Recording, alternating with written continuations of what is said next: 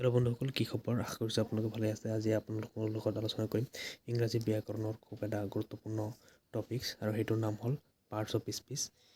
এটা প্ৰথমতে জানিম আমি পাৰ্ট অফ স্পীচ কি, ই কেই প্ৰকাৰৰ কি।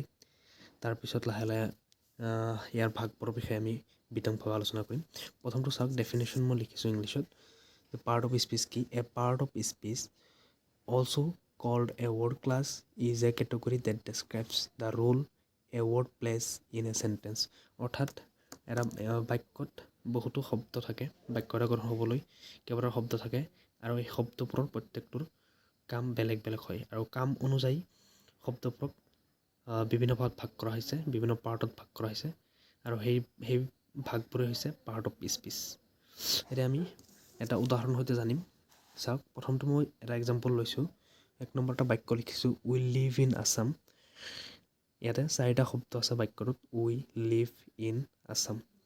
আৰু এই 4টা যে শব্দ আছে, ইয়াৰ প্ৰত্যেকটোৰ একোটা নাম আছে, প্ৰত্যেকটোৰ কাম আছে, আৰু সেই কাম অনুযায়ী শব্দকেইটাৰ নামো আছে। প্ৰথমটো পাইছোঁ উই। ইয়াতে মই লিখিছোঁ উইটো হ'ল প্ৰনাউন। তাৰপিছত আছে লিভ, লিভটো হ'ল ভাৰ্ব। তাৰপিছত আছে ইনটো হ'ল প্ৰেপজিশ্যন। তাৰপিছত আছে আছাম, আছামটো হ'ল নাউন। গতিকে এই বাক্যটোত 4টা শব্দ আছিলে, আৰু 4টা শব্দৰ 4টা আমি ইয়াতে নাম পাইছোঁ। তাৰপিছত দ্বিতীয় আৰু এটা উদাহৰণ লৈছোঁ। চাওক, 2 নম্বৰ এক্সাম্পলটো চাওক। Sunita is a good girl. ইয়াতে শব্দ আছে আপোনাৰ 1, 2, 3, 4, 5টা শব্দ আছে, আৰু এই শব্দকেইটাৰ নিজৰ নিজৰ একোটা নাম আছে। ইয়াত চাওক, সুনীতা এইটো নাউন হয়, ইজ এইটো ভাৰ্ব হয়, এইটো আৰ্টিকল হয়, তাৰপিছত গুড এইটো এডজেক্টিভ হয়, তাৰপিছত গাৰ্ল এইটো নাউন হয়।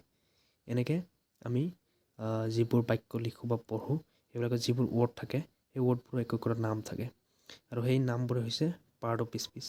এটা কথা বন্ধুসকল মন কৰিব যে পাৰ্ট অফ স্পীচ আমি পাম অলৰেডি 8টা আছে ভাগ, আৰু এটা বাক্যত যে গোটেইখিনি পাৰ্ট অফ স্পীচ থাকিব তেনেকুৱা নহয়। গোটেইখিনি নাথাকিব পাৰে, এটাও থাকিব পাৰে, 2টাও থাকিব পাৰে, 3টাও থাকিব পাৰে।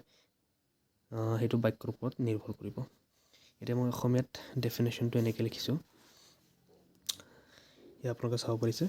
ইংৰাজী ভাষাৰ শব্দবোৰক সেইবিলাকৰ প্ৰকৃতি আৰু কাম অনুযায়ী 8টা ভাগত ভাগ কৰা হৈছে। এইবোৰৰ প্ৰতিটোকে পাৰ্টছ অফ স্পীচ বোলা হয়।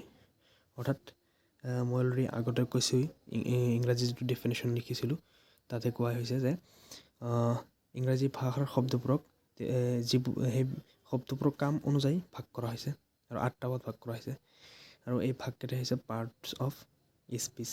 আৰু পাৰ্ট অফ স্পীচ কি আছে এতিয়া আমি জানিম। তলত লিখা আছে, ইয়াতে চাওক, প্ৰথমতে আছে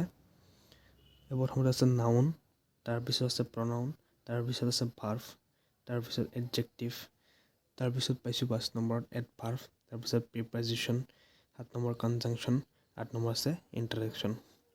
বন্ধুসকল, এয়া আছিল পাৰ্ট অফ স্পীচৰ যিটো ইণ্ট্ৰডাক্টৰী ভিডিঅ' বা এইটো এটা ইণ্ট্ৰডাকশ্যনমূলক ভিডিঅ' হয়।